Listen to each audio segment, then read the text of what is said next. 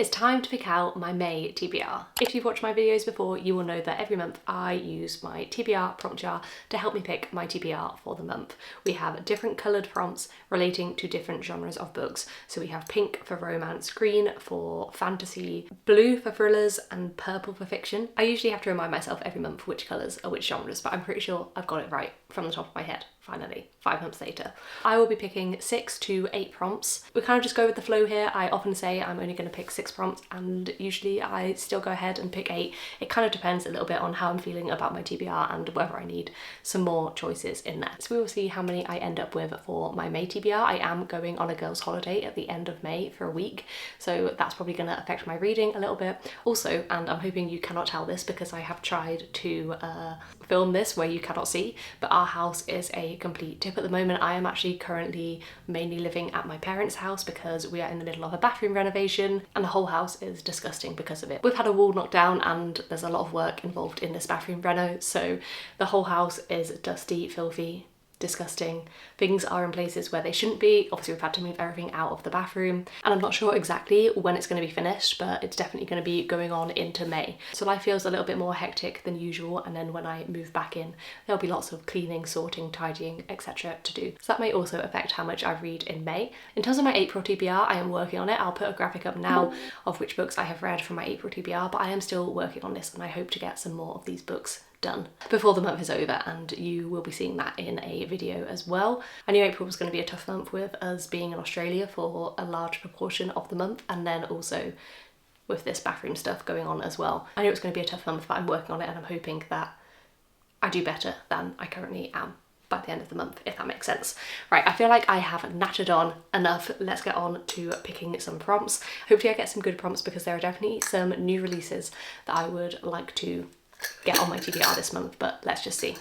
So for my first pick, I always just do a blind lucky pick without picking a specific genre. Oh, purple.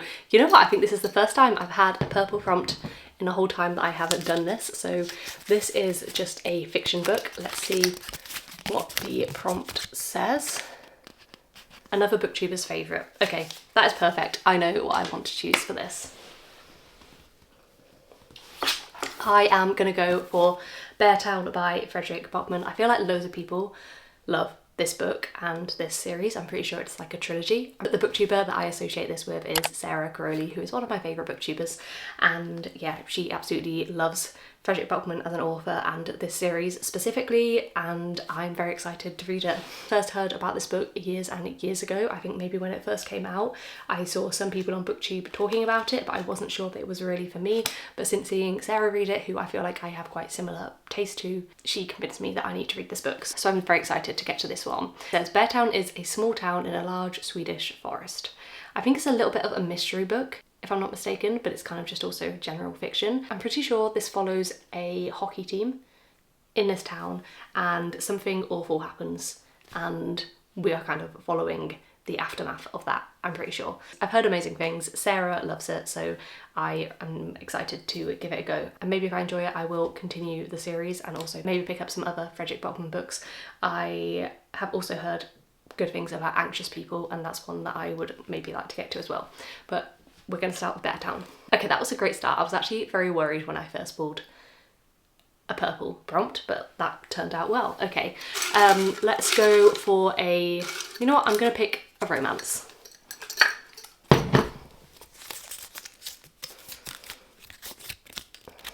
Book blurbed by an author you've read before. I don't know if that means I can have read the author before or if I can't. I literally wrote these prompts myself, so I think I'm just going to say it doesn't matter if I've read the author before or not. I just have to have read an author that's blurbed the book. Just for the Summer. Okay, Just for the Summer is definitely an option. We have Beth O'Leary on here who says achingly romantic. We have Ali Hazelwood, Abby Jimenez's words, sprinkle humour and warmth all over my life. And also we have Emily Henry, Jimenez is a true talent. I've read all 3 of those authors, so that's a good option.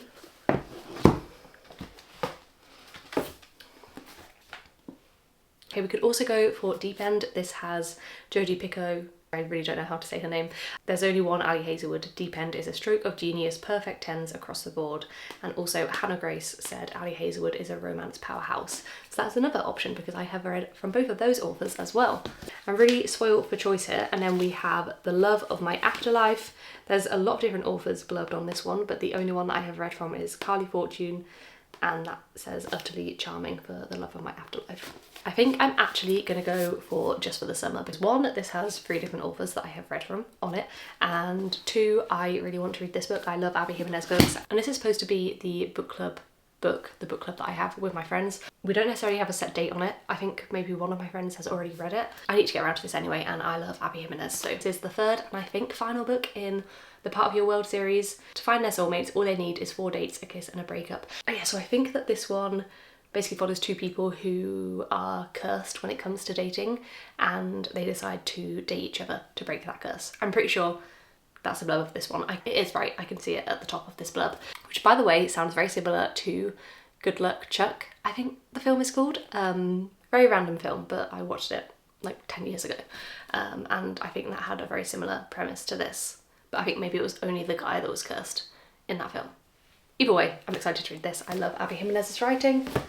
As I'm filming this, by the way, it is amazing weather outside. It is lovely, and it is set to be lovely for the next week, so that was making me especially want to pick up summery books. Not that Beartown is summery at all, but you know. Okay, let's go for a random. I'm sure this will probably end up being a fantasy. Oh, I got 2. Let's take both of them out. We'll start with the fantasy, but then we will move on to this romance one that I dropped as well. I have more fantasy in there than anything else, as I have said before, so usually fantasy comes out when I do lucky dips. What is that? Been on TBR for over a year. Been on TBR for over a year, and it's got to be a fantasy. Do I start a new series? Is that smart? Probably not, but I could go for Belladonna. I laugh because this ends up on my TBR most months and I never get to it, even though I'm really excited to read it, but just whenever I come to picking out a book to actually read, it just never quite makes the cut. But I'm really excited to read this one. It's not very summery though. I mean, a lot of these fantasy books are not very summery, but this one in particular is quite like a gothic fantasy, I think, which screams like autumn, winter, not summer. I could go for The Bridge Kingdom by Danielle Jensen. I'm not sure how long this has been on my TBR for. I'm pretty sure it's been on my TBR for over a year. It's definitely been like on my mental TBR for over a year, and I'm sure I've had this for quite a long time. So I could go for The Bridge Kingdom. I could also go for The Prison Healer. I'm pretty sure I've had this for over a year. There are some books I know I've had for over a year, but I don't necessarily want to read them. Like A Fate Inked in Blood, I know I've had that for over a year. Feybound, I'm pretty sure all of these Fairy Loot ones I've had for over a year. A Touch of Darkness I've definitely had for over a year, but none of those are really calling to me at the moment. I really am not in a mood to pick up a hardback. I think it's got to be one of these, and I think I'm gonna go for The Bridge Kingdom. It's just kind of calling to me, and I am in the middle of so many fantasy series, so it's not a good idea to start one, but this prompt kind of calls for me to start one, so we're gonna go for The Bridge Kingdom. This is an enemies to lovers. This is an enemies to lovers fantasy romance. I think, is it YA? I'm not 100% sure. In this one we are following Princess Lara, and she is basically sent to an enemy kingdom to marry the prince or the king. To marry the king, but actually she has an undercover mission to kill that king. It sounds good. I've heard great things about it. This is quite an old series and I'm excited to get into it. So that is book number 3, and then I also pulled out this romance prompt, so we will do this one next. I need to get some like Kindle and Kobo books on here really. What does it say? Longest on TBR. Okay, it's just a romance, so it's not that bad. Just a romance. Oh no, please don't be Jane Eyre. We know how many times I've had Jane Eyre on my TBR. To be honest, this is a weird edition, so I don't think that I can count this. Like these pages are not right. I think I'm gonna look on Goodreads and look at the like normal edition of Jane Eyre and see how long it is, but I think it's gonna be either between Jane Eyre and Deep End. Do I have any Kindle Unlimited romance books? Oh, yes, Jessa Hastings. I can always count on her for a long book. and that is one I really want to get to. Let me have a look. Okay, Jessa Hastings' new book, The Conditions of Will, is 464 pages, which is longer than Deep End, which is 443 pages. Let's just double check that Jane Eyre is not longer. I don't have the physical copy of The Conditions of Will yet, but I will be picking it up as soon as I can. I am very excited to read that book. I love Jessa Hastings and I've heard great things about it. Oh no! Jane Eyre is actually 532 pages in the Penguin's Classic Edition, which I feel like is what I have to go with. No, that's so sad. Let me just check my Kindle library. Do I have any long romances on my Kindle library? Nocticadia. That's a romance, right? Nocticadia is 682 pages. Okay, so maybe I go for Nocticadia. I'll literally do anything to avoid reading Jane Eyre, apparently. It's actually a joke how long I've been putting it off. I guess I'm gonna go for Nocticadia by Kerry Lake. Kind of feels like a fantasy, but I'm pretty sure it's not. I think it's like a dark gothic romance, maybe with some magical realism in, but I feel like it's not fantasy, so I'm going to class it as a romance. So we're going to go for Nocticadia by Kerry Lake. What's it about? Good question. I think there's a romance between the professor and student. I think. It says, a dark atmospheric tale of deadly secrets and forbidden love. There's some kind of disease, I think, that they're like trying to work out. Dark academia, gothic, romance. I'm gonna go for this, but I can't really tell you what it's about. I apologise. I don't want to look too much into it because I hate looking too much into books. I don't want to know anything. Okay, that is book number 4. You know what, this TBR's turning out quite well. I would really like to get The Conditions of Will on there. So should I pick another romance in the hopes I can get it? Let's do it. A 300-page book. Well, we know that's not going to work. Oh, why did I do that? Okay. How about The Love of My Afterlife? Please be 300 pages. Okay, this is in the 300s. Just. It's 385 pages. Does that count? Oh, I also have...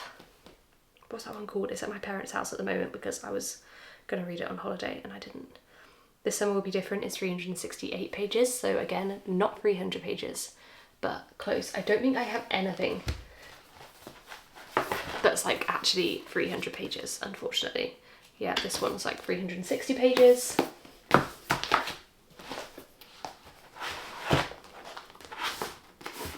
The Catch. No. Okay, so I think I'm just going to take it to be a book that's within the 300 pages thing. Like, not 300 pages exactly, because that's impossible.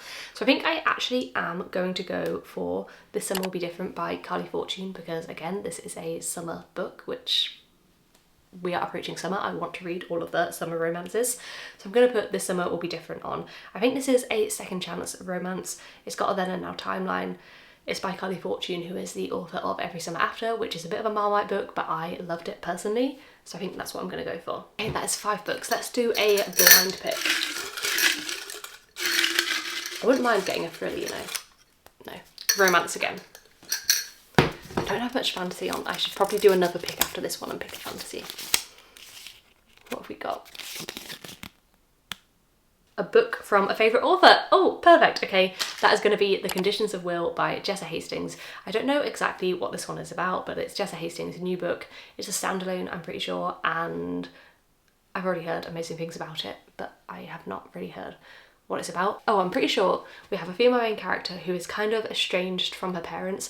I'm pretty sure she lives in London and her parents live in America or Australia or somewhere that's not England, and her dad dies, so she has to go back home and navigate the death of her father, who she was not very close with, didn't have a good relationship with, and I think things start to come up from her past, I'm pretty sure. And there's a romance. I don't know if it is strictly a romance book or the romance is a subplot, but I know there is a romance in it, and I've heard amazing things. I love Jessa Hastings' books, I love her writing, so I'm very excited to read this one. So that is going to be book number 6 on the TBR. Okay, I think we're going to be sensible and we're going to do one more pick, and it's going to be a fantasy, because I have so much fantasy that I need to read.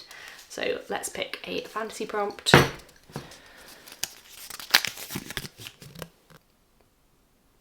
Any from Kindle library. Okay, let's have a look on my Kindle library. Options that we have loads, but options that I'm considering. Neverkeep by Caroline Peckman and Susan Valenti. This is the first book in their new series, which is in the same world as Zodiac Academy, but it's a separate series. I would like to read that one. Heat of the Everflame. This is book 3 in the Kindred's Curse saga. It's been a long time since I read the first 2 now, and I need to get to it. Then we have a few new series, but let's maybe try and not do those. Although I could do the first book in the Legacy series by Melissa K. Rorick. I did read Lady of Darkness, I think was the first book. I think is it called the Lady of Darkness series, and I didn't like it, and I'm DNFing that series. I just do not want to continue. But I've heard really good things about her Legacy series, so that is another option. Or I could continue with the Gods and Monsters series by Amber Nicole. So many options. I think I'm actually gonna go for Heat of the Everflame by Pencil, because I would really like to just get up to date with this series. I have been put off reading that third book because it is so long. I'm pretty sure the second book was also long, but I think the third book is ridiculously long. But I loved the first 2 books, and the way the second book ended was amazing, such a cliffhanger. I really do need to go and continue it before I forget all about it. I've already forgotten too much. So I really need to pick up that third book. So I think that's what I'm gonna go for. Okay, I feel like that actually went quite smoothly for once, which yay me. It's normally a little bit of chaos when I'm choosing my TBR, and it could still be chaos. I may edit this and find that I have actually picked 9 books. That often happens. I'm pretty sure I picked 7. Pretty sure, but I could be wrong. I'm usually wrong.